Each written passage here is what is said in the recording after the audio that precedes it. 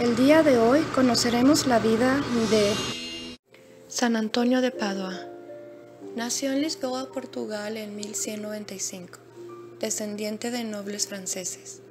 Estudió en la escuela catedralicia en 1210. Ingresó en el monasterio de canónigos regulares de San Agustín de San Vicente de Fora, cerca de Lisboa. Pero su familia y amigos no aceptaron su vocación y trataron de hacerle abandonar. Para evitar estas presiones, renunció a la herencia familiar y se trasladó en 1212 al monasterio de Santa Cruz de Coimbra, importante centro de enseñanza religiosa que contaba con una gran biblioteca. Pero tampoco en Coimbra encontró tranquilidad, pues el monasterio se vio afectado por el enfrentamiento entre el rey Alfonso II de Portugal y el Papa Inocencio III. Su propio prior, Juan, fue excomulgado por apoyar al rey.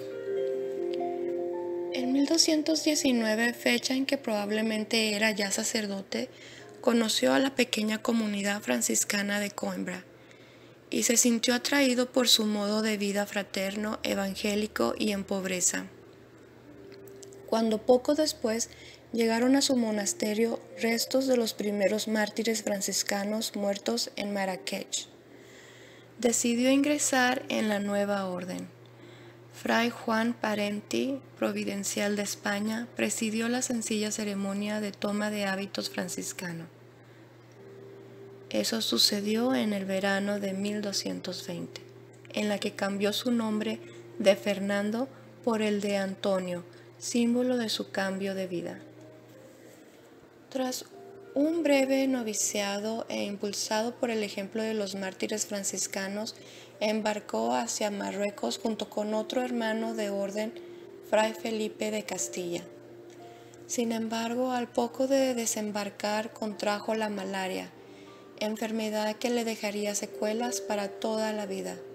Convaleciente todo el invierno, se vio obligado a abandonar el país. Su intención era ahora llegar a las costas españolas y desde ellas volver por tierra a Portugal, pero una tempestad llevó el barco en que viajaba hasta Sicilia.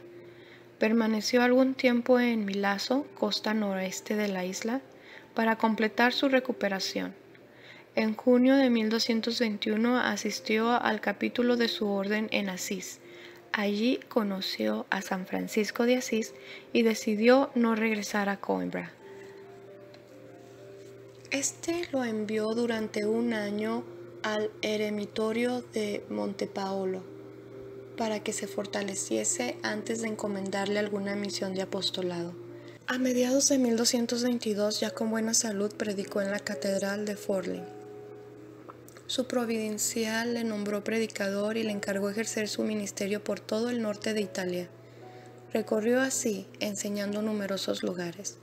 Su labor catequética en Rimini en 1223 fue difícil, pero sus exhortaciones y discusiones públicas acabaron teniendo éxito. A principios de 1224 estuvo también en Bolonia, enseñando teología a otros frailes franciscanos. Fue el primer maestro de la orden, recibiendo para ello el permiso de San Francisco, que le escribió una carta llamándole mi obispo. Hacia 1224 o 1225, sus superiores lo trasladaron al sur de Francia, donde las herejías albigenses tenían más fuerza que en Italia.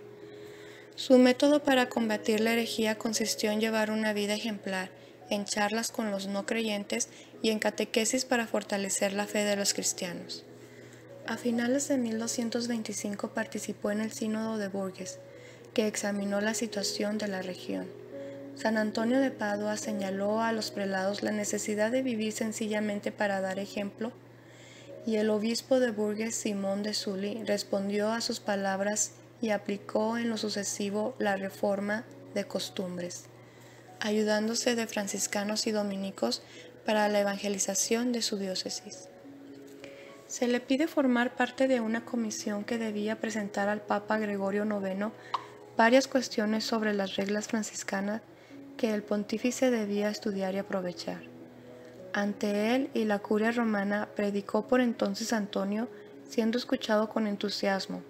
El Papa lo llamó Arca del Testamento.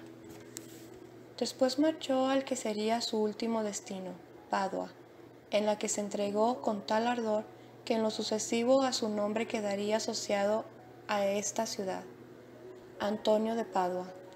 Se instaló primero en la capilla de la Arcella, junto al convento de Clarisas, pero solía predicar en el convento franciscano de Santa María, extramuros de la ciudad. Escribió, por petición del cardenal Reinaldo dei Signi, el futuro Alejandro IV, una serie de sermones según las fiestas del año litúrgico, y predicó hasta el agotamiento la Cuaresma de 1231. A sus sermones diarios asistió gran parte de la ciudad y consiguió del Consejo Mayor de la ciudad la liberación de los deudores presos por no tener medios con que pagar sus deudas. Poco después, el podesta Esteban Badoer le rogó que solicitase al poderoso Ecelino IV la liberación de varios nobles de Padua que tenían prisioneros. De este modo viajó a Verona y se entrevistó con Ecelino IV, aparentemente sin éxito. Si bien unos meses después de la muerte de Antonio acabaría por ceder. En mayo, habiendo empeorado su salud por el viaje, se retiró al cercano lugar de Campo San Piero para descansar y terminar de escribir los sermones.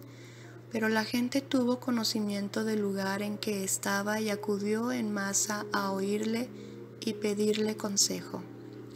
El viernes 13 de junio sufrió un colapso y ante el próximo fin pidió que le trasladasen a Padua. Así se hizo, aunque para evitar las multitudes se detuvieron en la Arcella, donde murió Antonio esa misma tarde, tras recibir la extremaunción y recitar los salmos penitenciales. No tenía aún 40 años. Fue orador sagrado, fundador de hermandades y de cofradías, teólogo y hombre de gobierno. Dejó varios tratados de mística y de ascética, y se publicaron todos sus sermones. Convirtió a muchos pecadores, sobre todo con su buen ejemplo. Cuentan que mientras oraba en su habitación se le apareció Jesús, le puso las manitas al cuello y lo besó.